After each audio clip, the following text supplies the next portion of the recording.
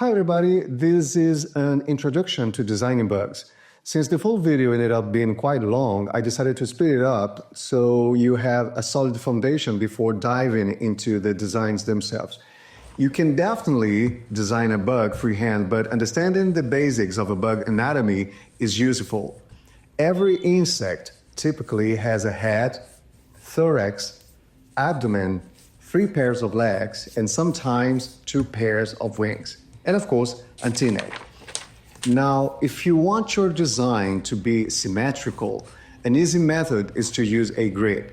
The grid can be of any size, and it helps ensure that everything on one side mirrors the other side. For example, here we are designing a ladybug. As you can see, everything on the right side of the image is a mirror image of what's on the left side. This is a very simple technique, and it will save you time and help you consistently create well-balanced designs. And since we'll be focusing on ornamental bugs, you can use the same grid to create patterns. Here's how. Start with a soft pencil. Draw your design on one side of the paper. Fold the paper in half and press lightly along to transfer your design to the other side. From here, you can trace your design into your final canvas or watercolor paper. I prefer using a pencil rather than carbon paper because it's cleaner. But you can use carbon paper, of course, if you find it better.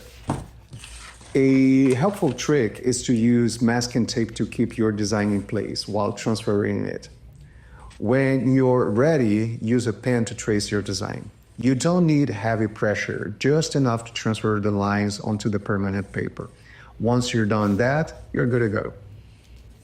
You might not see the transferred lines clearly in the video, but rest assured that they are there. If you like, you can go over them with a pencil to make sure they are more visible. Next, we will paint the ladybug.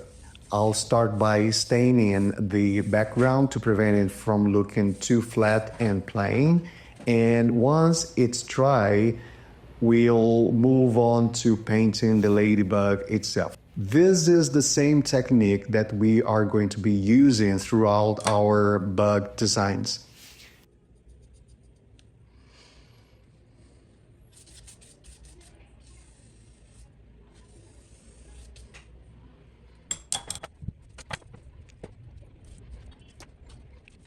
Remember, for every mark you make on one wing, make the same mark on the opposite wing to maintain symmetry.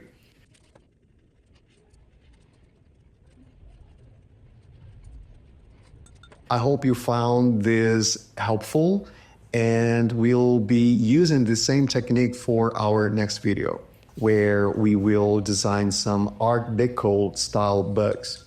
I look forward to seeing you in the next video.